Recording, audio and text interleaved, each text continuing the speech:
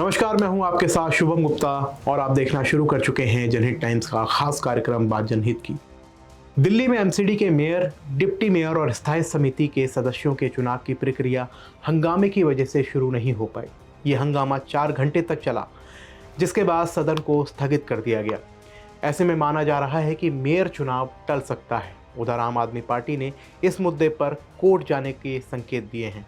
इससे पहले आज सुबह 11 बजे पार्षदों का शपथ ग्रहण शुरू होना था, लेकिन प्रोटेम स्पीकर ने सबसे पहले मनोनीत सदस्यों को जैसे ही शपथ दिलानी शुरू की, आम आदमी पार्टी के सदस्यों ने इसका विरोध शुरू कर दिया। इससे पहले बीजेपी पार्षद भी इसके खिलाफ नारेबाजी करने लगे। दोनों पक्षों के बीच धक्का मुक्की और हाथापाई होने लगी। इस दौरान कुछ पार्षद कुर्सी उठाकर पटकते देखे गए, कुछ धक्का लगने से नीचे गिर गए, कुछ को चोटें आई। हम आपको बताते हैं कि आखिर विवाद कहां से शुरू हुआ। दरअसल एलजी ने मेयर चुनाव के लिए बीजेपी की पार्षद सत्या शर्मा को प्रोटेम स्पीकर नियुक्त किया था। इससे पहले आपने मुकेश गोयल के नाम का प्रस्ताव रखा था।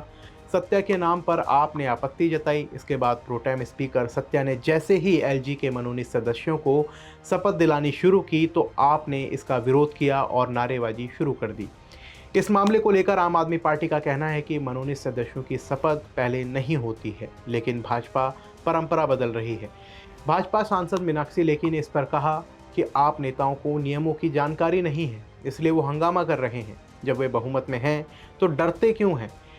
यही काम आप सांसद राज्यसभा में भी करते हैं। वहीं दूसरी तरफ कांग्रेस ने मेयर चुनाव में शामिल नहीं होने का फैसला किया, तो आप विधायक आतिशी ने चुनाव न लड़ने के फैसले के बाद कांग्रेस पर भाजपा को फायदा पहुंचाने का आरोप लगाया।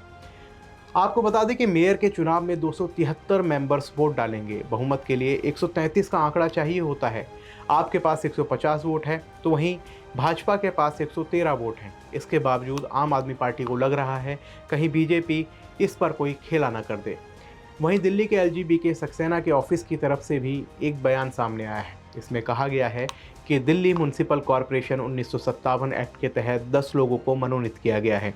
इस एक्ट में कहा गया है कि जिन लोगों को म्युनिसिपल कॉरपोरेशन का अनुभव ज्ञान ना हो, उन्हें एलजी नॉमिनेट कर सकते हैं। इनकी उम्र 25 साल से ज़्यादा होनी चाहिए। ये सदस्य मेंबर या डिप्टी मेयर के चुनाव में वोट नहीं डाल सकते। वहीं आपके सांसद संजय सिंह ने कहा कि मनोनीत सदस्यों की पहले शपथ नहीं होती है, लेकिन भाजपा परंपरा बदल रही है। उनके लोग हमारे पार्षदों को सदन के अंदर मार रहे हैं। संजय ने सवाल करते हुए कहा कि दिल्ली की जनता ने चुनाव में भाजपा को हरा दिया, तो क्या उनके नेता हमारे लोगों की जान लेंगे? वहीं भाजपा सांसद प्रवेश वर्मा ने आप पर हमला बोलते हुए कहा कि एमसीडी के इतिहास में आज सबसे काला दिन है। आप पार्षदों ने शराब पीकर सदन में बीजेपी की महिला पार्षदों के साथ मारपीट की, नुकीली चीज़ों से हमला किया और बाल पकड़कर खींचे, उन्हें गंदी गंदी गालियां भी दी।